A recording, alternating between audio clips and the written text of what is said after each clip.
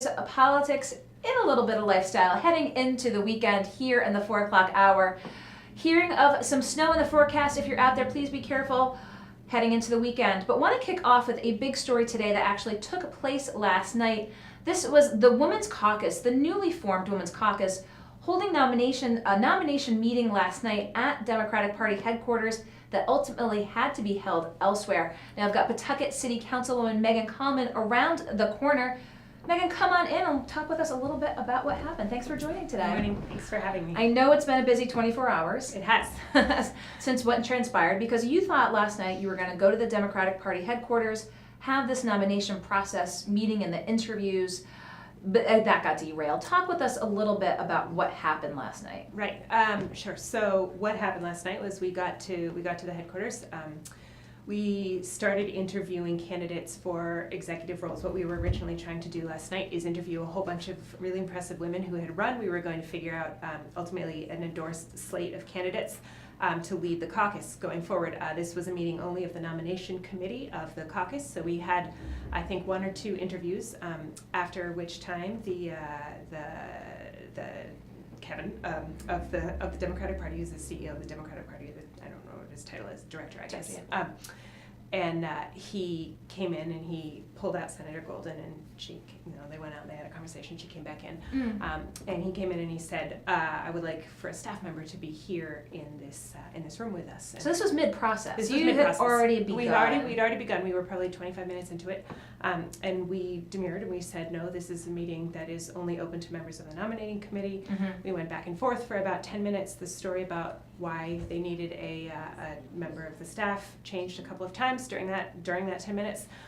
Ultimately, he said, "You can either let us be in here while you have your conversation, or you can leave." And there was this pretty incredible moment when all 14 of us looked around at each other and we closed up our folders and we stood up and we left. You left, you went off campus, so to speak. We decamped to a bar, which is always the best place to have meetings of that sort. And finish the business at hand that you had We did. gone to. We called all of the women who were going to come in for interviews, and we told them where to meet us. We met around the corner at Aruga's. They were very gracious with us. Disturbingly, however, a member of the party staff had already called all of the interviewees and said that their meetings were canceled, said their interviews were canceled. So that was very troublesome. So we were in the position of calling them up and saying, "Hey, can you meet us around the corner? No, it's not canceled. No, we promise it's not canceled. We understand you got a phone call saying it was canceled. It's not canceled. Please meet us there." And everybody except one was able to do that. So we managed to have, I think, 19 or 20 interviews last night. Anyway, again, I cannot say enough times how impressive that group of people were that we were interviewing. So we got it done. So you got it done. And so let's talk a little bit about the nuts and bolts of it. Again, the Democratic Party saying that they wanted a staff member in there. Now, we did see a response from Ann Gooding, who is the communications director, and she had been the person there that was asked to leave because she's not part of the nominating committee. Yes. And she basically said her rationale was she's part of the party and she thought she very well should be there. Now, tell me this, Meghan, if the party had said ahead of time when you were going through this process, we need a staff member there, would that have changed anything? I think it would have unfolded very differently. I think it would have been far less contentious. The overwhelming feeling in the group was that this was a meeting that was closed. I mean, this is a meeting that is committee business, and therefore it's open to committee members, period.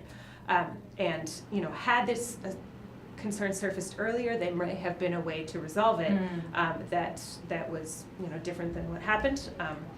But that was not what happened. This meeting was on the books well before everybody knew what was going on, and that was, so it was, I think, unfortunate the way that it unspooled.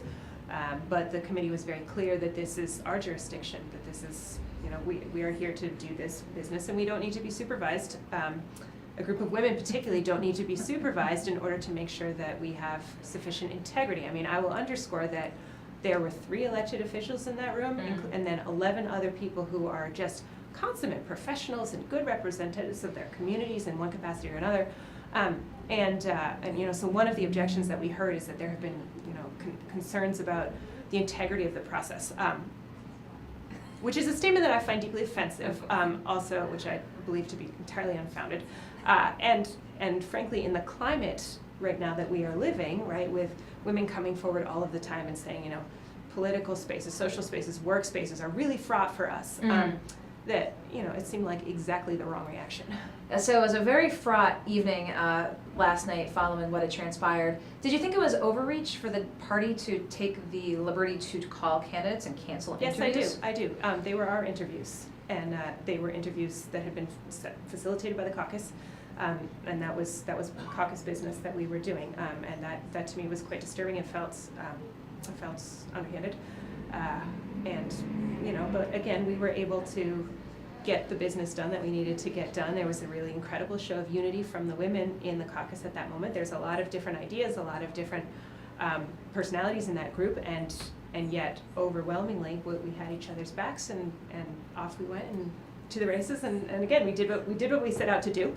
We were a few miles down the road from where we originally planned to do it, but it got done. But you got the business done. So where do things stand now with the Women's Caucus and the party?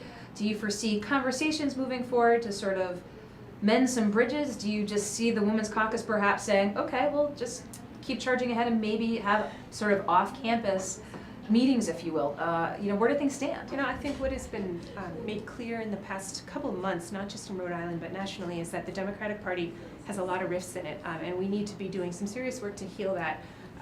And you know, the events of last night sort of shook an already fragile confidence, and that is disturbing to me.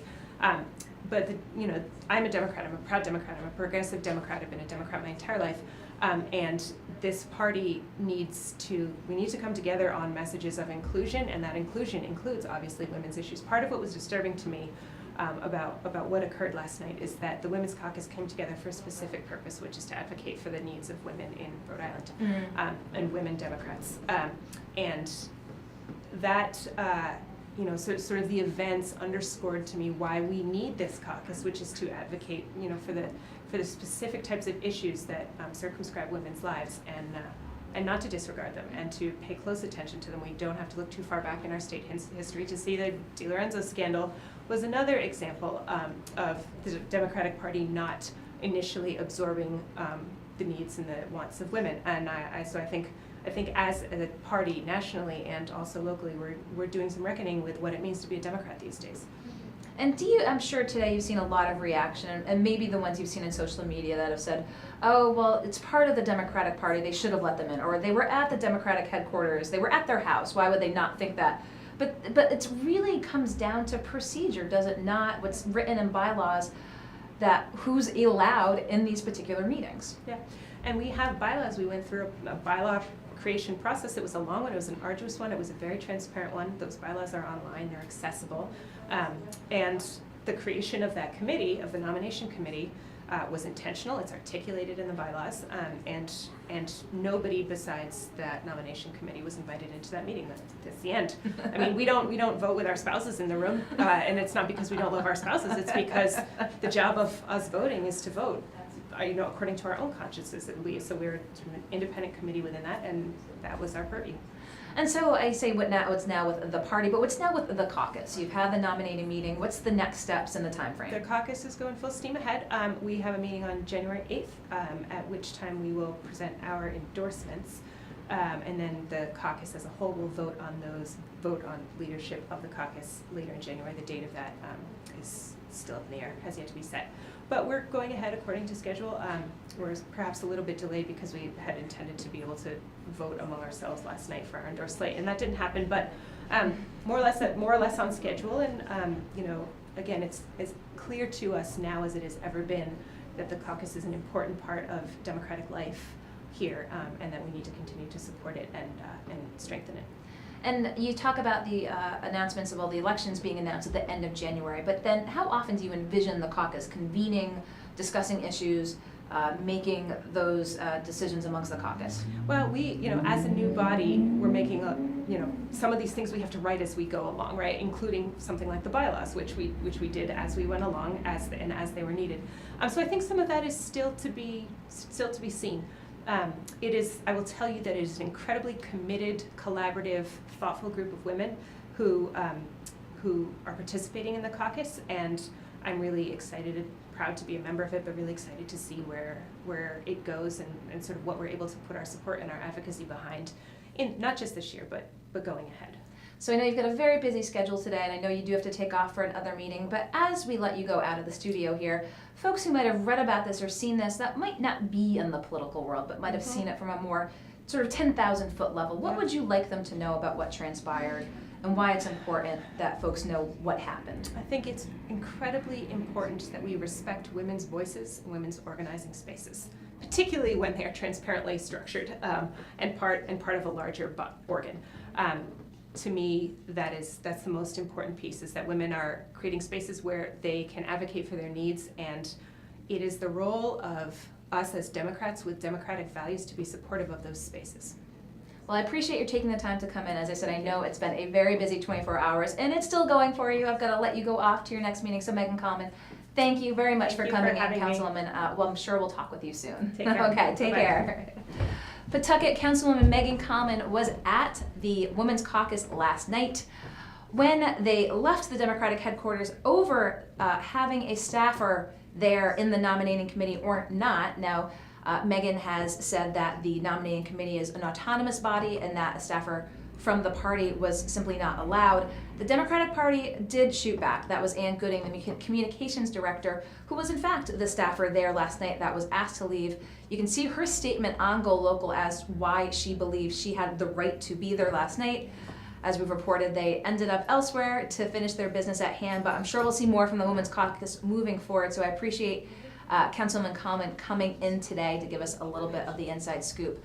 We're going to be right back here in the Navigate Credit Union Broadcast Center as we go from politics to something that is taking over the news right now, going into the weekend. It's all Star Wars all the time. We're going to talk with a big super fan. Be right back.